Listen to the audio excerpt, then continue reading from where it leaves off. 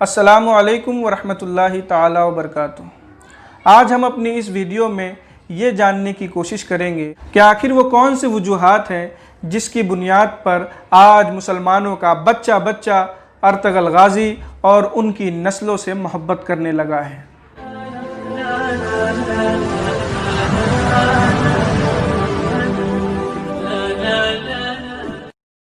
سلطنت عثمانیہ کا نام آپ نے سنا ہوگا۔ یہ وہی سلطنت ہے جس نے لگ بھگ 600 سال تک مسلمانوں کی زبردست دینی اور دنیاوی قیادت کی ہے۔ ان کا زمانہ مسلمانوں کی ترقی کے عروج کا زمانہ تھا۔ جس عثمان غازی کی طرف اس سلطنت کو منسوب کر کے سلطنت عثمانیہ کہا جاتا ہے، ارطغرل غازی اسی عثمان کے والد تھے۔ یعنی اگرچہ سلطنت عثمان غازی نے قائم کی تھی اور سلطنت کو عثمان غازی کی طرف منسوب کر دیا گیا ہے، لیکن اس سلطنت کی راہ ہموار کرنے والا جو شخص تھا وہ تھا ارطغرل غازی۔ سلطنت عثمانیہ نے دنیاوی اعتبار سے مسلمانوں کو خوب ترقی دی، یہ بھی ایک سبب ہے، لیکن سلطنت عثمانیہ کے حکمرانوں سے مسلمانوں کی جو اس قدر گہری محبت ہے، اس کی سب سے بڑی وجہ ہے رسول اللہ صلی اللہ تعالیٰ علیہ وسلم سے ان کی عقیدت و احترام۔ وہ غایت درجہ حضور اکرم صلی اللہ تعالیٰ علیہ وسلم کا احترام کرتے تھے، اور جس طرح ہم جانتے ہیں کہ حضور اکرم صلی اللہ تعالیٰ علیہ وسلم سے جب تک سچی محبت نہ کی جائے تب تک کوئی کامل مومن نہیں ہو سکتا، اسی طرح یہ بات سلطنت عثمانیہ کے حکمران بھی اچھی طریقے سے جانتے تھے، اور مسلمانوں کے دلوں میں رسول اللہ صلی اللہ تعالیٰ علیہ وسلم کی محبت بسانے کے لیے سلطنت عثمانیہ کے حکمرانوں نے کئی بڑے اہم کام کیے ہیں۔ ان کا ایک اہم کام یہ تھا کہ وہ حضور اکرم صلی اللہ تعالیٰ علیہ وسلم کی ولادت سے لے کر آپ صلی اللہ تعالیٰ علیہ وسلم کے وصال تک آپ کی زندگی کے ہر ایک چھوٹے سے چھوٹے لمحات کو وہ مسلمانوں کے سامنے لانا چاہتے تھے، تاکہ ان چیزوں سے مسلمانوں کے دل میں رسول اللہ صلی اللہ تعالیٰ علیہ وسلم کی محبت بس جائے۔ اور اس کام کے لیے انہوں نے ان جگہوں کی کھوج لگانا شروع کر دی تھی جن جگہوں سے حضور اکرم صلی اللہ تعالیٰ علیہ وسلم کا کسی بھی طرح کا کوئی تعلق ہو۔ سب سے پہلے ترکوں نے اس میدان کا پتہ لگایا کہ انتقال سے کچھ وقت پہلے حضور اکرم صلی اللہ تعالیٰ علیہ وسلم کے والد گرامی حضرت عبداللہ بن عبد المطلب تفریح کے لیے جہاں گئے تھے۔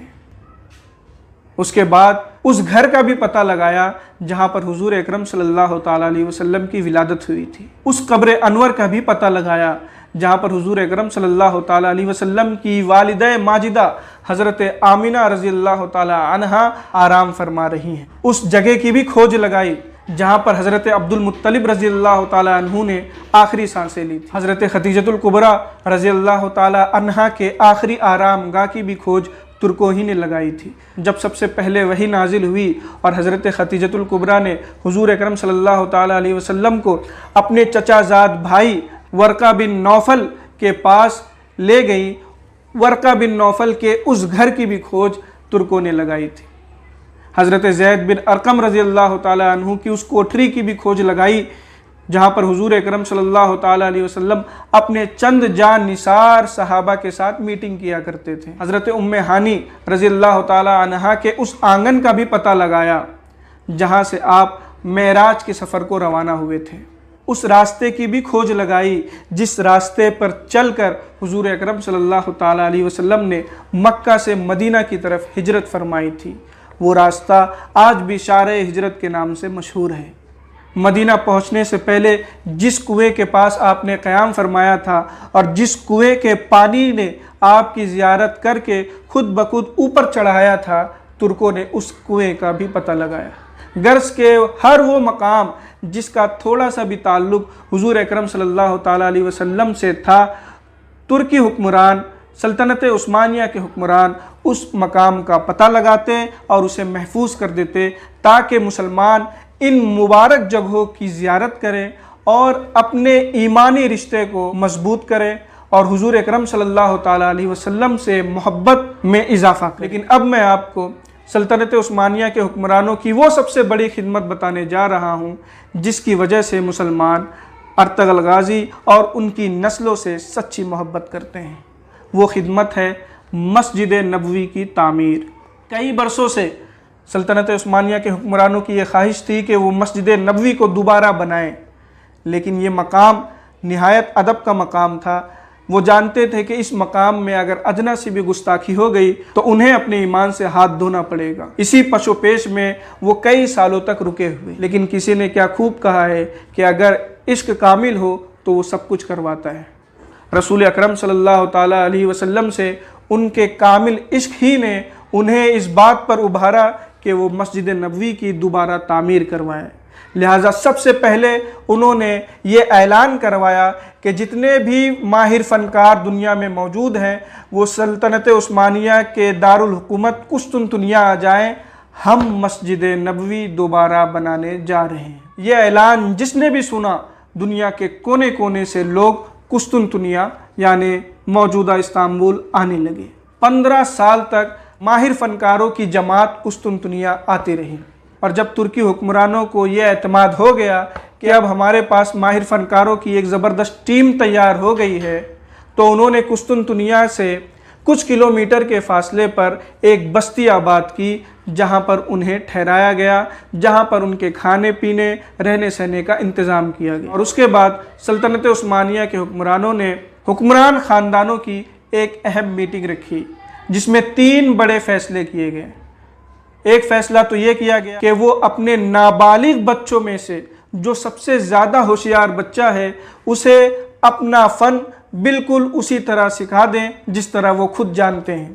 اگر کسی کی اولاد نہیں ہے تو اپنے نابالغ شاگردوں میں سے جو سب سے ہوشیار شاگرد ہے اسے اپنا فن اسی طرح سکھا دیں جس طرح وہ خود جانتے ہیں۔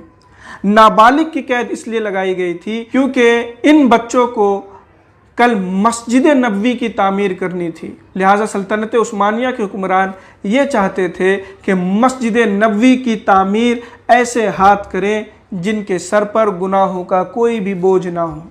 دوسرا فیصلہ یہ لیا گیا کہ ان بچوں کے لیے جو آگے چل کر ماہر فنکار بننے والے تھے، اچھے اساتذہ متعین کر دیے، جن کا کام یہ تھا کہ وہ ان بچوں کو قرآن کریم پڑھاتے، اور جب وہ قرآن کریم پڑھنا سیکھ جاتے تو انہیں حافظ قرآن بناتے اور ان کی تعلیم و تربیت کا بھی انتظام کرتے ہیں۔ اور تیسرا اہم فیصلہ یہ لیا گیا کہ انہیں میدان جنگ کا غازی بھی بنایا جائے اور انہیں کامل شہسوار بھی بنایا جائے۔ ان سارے کاموں کے لیے 25 سال کی مدت متعین کی گئی، اور پھر 25 سال بعد ایک وقت ایسا بھی آیا کہ ترکوں کے پاس 500 سے زائد ایسے کامل اور ماہر فنکار تھے جن میں سے ہر ایک بیک وقت فنکاری کا استاد بھی تھا، حافظ قرآن بھی تھا اور ماہر شہسوار بھی تھا۔ ان 25 سالوں میں دوسری طرف ترکی حکمرانوں نے یہ کام بھی کیا کہ وہ سارے سامان جو مسجد نبوی کی تعمیر میں لگنے والے تھے اسے اکٹھا کر لیا، اور نہایت محنت و مشقت سے یہ کام کیا، اور نہایت نادر و نایاب سامان مسجد نبوی کی تعمیر میں لگائے گئے۔ چنانچہ جو پتھر مسجد نبوی کی تعمیر میں لگے وہ نئی کانوں سے کھود کر لگائے گئے، اور جب پتھر حاصل کر لیے گئے تو وہ سارے کے سارے کان بند کر دیے گئے، اور آج تک بھی کسی کو پتہ نہیں کہ وہ کان کہاں ہیں۔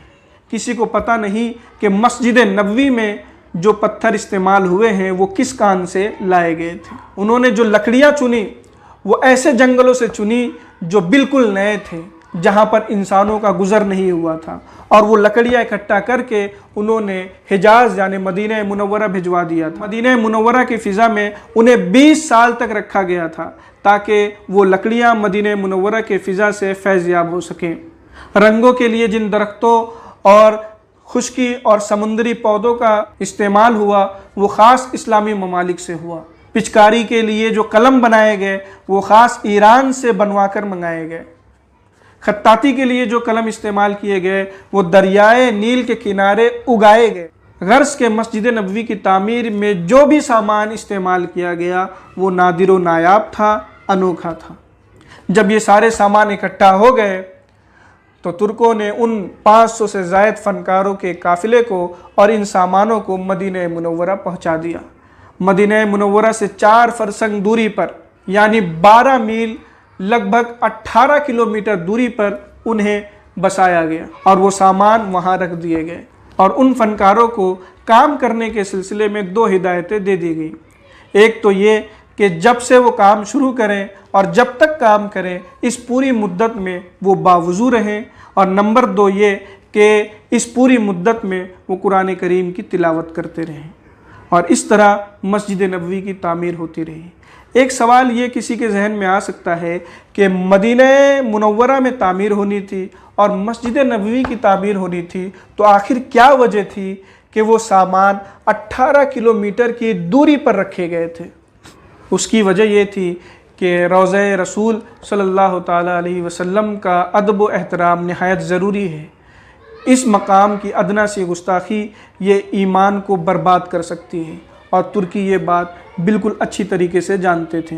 چونکہ لکڑیوں کے کاٹنے میں، پتھروں کو تراشنے میں آواز پیدا ہوتی تھی، کیلیں ٹھوکنے میں آواز پیدا ہوتی تھی، اس لیے وہ ان سامانوں کو 18 کلومیٹر کی دوری پر رکھتے تھے۔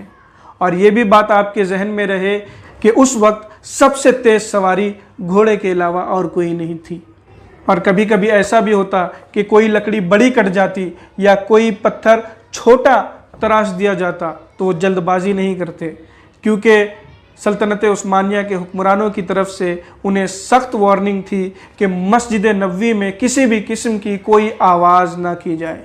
اس لیے وہ اس بڑی ہوئی لکڑی کو یا چھوٹے پتھر کو دوبارہ 18 کلومیٹر کی دوری پر لے جاتے، اسے صحیح کرتے اور پھر واپس لا کر اسے صحیح جگہ پر فٹ کرتے۔